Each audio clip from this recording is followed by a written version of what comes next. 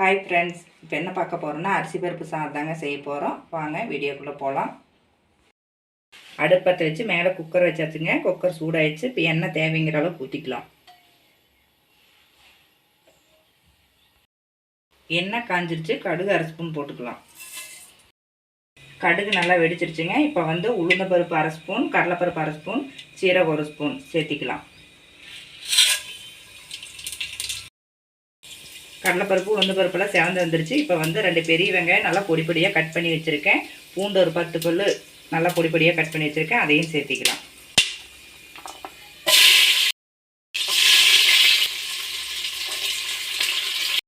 கூடவே 2 கொத்து கருவேப்பிலையும் சேர்த்திக்கலாம்.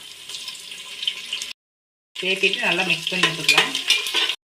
வெங்காயம் நல்லா வதங்கி வந்துருச்சுங்க. இதில் 4 வரமிளகாய் சேர்த்திக்கலாம். இப்போ கட் பண்ணி வச்ச தக்காளி சேர்த்திக்கலாம். 4 தக்காளி கட் பண்ணி வச்சுருக்கேன். சேர்த்து நல்லா மிக்ஸ் பண்ணி வச்சுக்கலாம்.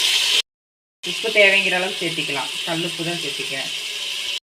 ஓரளவுக்கு நல்லா வதங்கிடுச்சு. இப்போ இதில் மசாலா சேர்த்திக்கலாம். மஞ்சத்தூள் 1/4 ஸ்பூன், மிளகாத்தூள் அரை ஸ்பூன், சாம்பார் பொடி 1 ஸ்பூன்.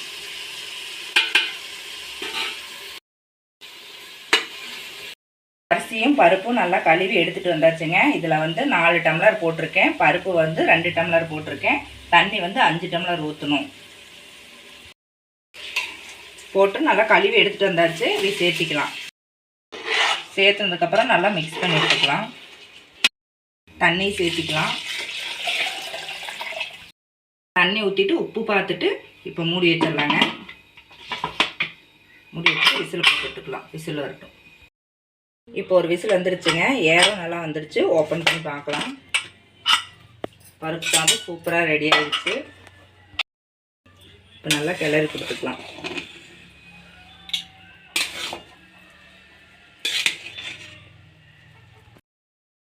நம்ம டேஸ்டியான பருப்பு சாதம் ரெடி ஆயிடுச்சுங்க. நான் ரேஷன் பருப்பில் தான் செஞ்சேன். நீங்களும் இந்த மாதிரி ட்ரை பண்ணி பாருங்கள். ரேஷன் பருப்பில் செய்கிறப்ப ஃபஸ்ட்டு அரிசி ஊற வச்சுக்கணுங்க. அதுக்கப்புறம் அரிசி போடுறப்ப தான் பருப்பு கழுவி போடணும். இந்த மாதிரி நீங்களும் ட்ரை பண்ணி பாருங்கள். இந்த வீடியோ பிடிச்சிருந்தா வீடியோக்கு ஒரு லைக் பண்ணுங்கள், ஷேர் பண்ணுங்கள், கமெண்ட் பண்ணுங்கள். மறக்காமல் நம்ம சேனலை சப்ஸ்கிரைப் பண்ணுங்கள்.